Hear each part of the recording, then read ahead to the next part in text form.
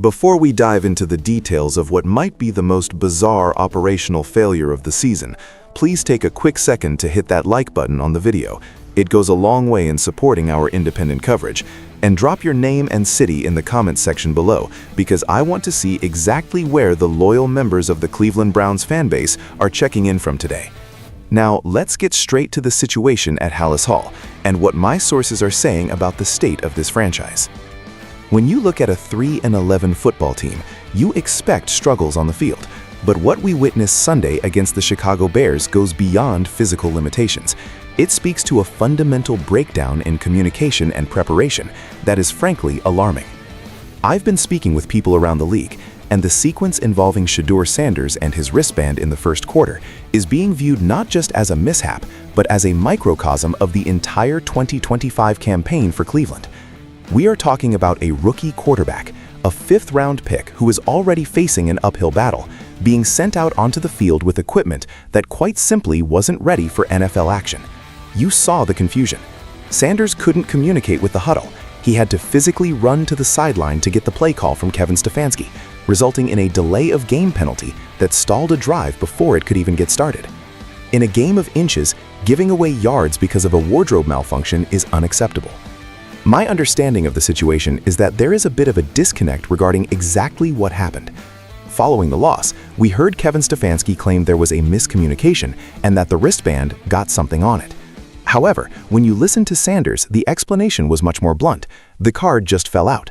This might seem like a minor detail, but when the head coach and the quarterback aren't even aligned on the explanation for a procedural penalty, it raises red flags about the attention to detail currently present in Berea. The Fox broadcast booth was puzzled, and frankly, so was everyone watching. Sanders had to swap wristbands entirely after the penalty.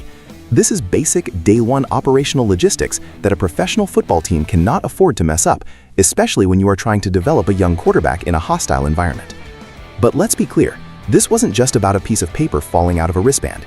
This moment served as the headline for a game defined by dysfunction. My analysis of the game film shows a team that is beating itself long before the opponent has a chance to. We saw a challenge from Stefanski on a spot at the 1-yard line that was unsuccessful, costing the team a crucial timeout on their very first drive. Then you have rookie tight end Harold Fannin Jr. flagged for a false start, followed immediately by a flag for too many men on the offense. These are mental errors. These are coaching errors. When you have too many men on the field, that falls squarely on the sideline operation. It creates a chaotic environment where a young Sanders is practically set up to fail. While the organization hasn't actively tried to sabotage him, the lack of support, both structurally and operationally, is glaring.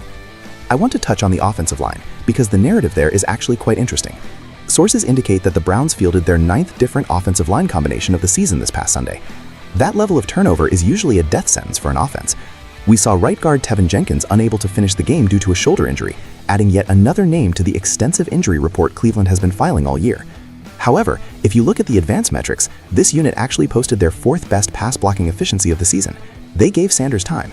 The tragedy here is that the team couldn't capitalize on it because they were constantly pinned back due to abysmal field position. The special teams unit, which has been a quiet concern all year, was exposed badly. Allowing a 52-yard kick return to open the game puts the defense on its heels immediately. When the punt coverage team can't tackle, you are asking your offense to drive 80 or 90 yards every possession, and with a 5th-round rookie under center, the margin for error is non-existent. Cleveland's defense deserves credit for standing tall in sudden change situations, forcing punts despite the short fields, but eventually the dam breaks. Field position decided this game. The Bears didn't have to do much offensively because Cleveland's special teams and procedural penalties did the work for them. When you combine a 52-yard return allowed with a delay of game for a wristband swap, you are playing losing football. It is that simple.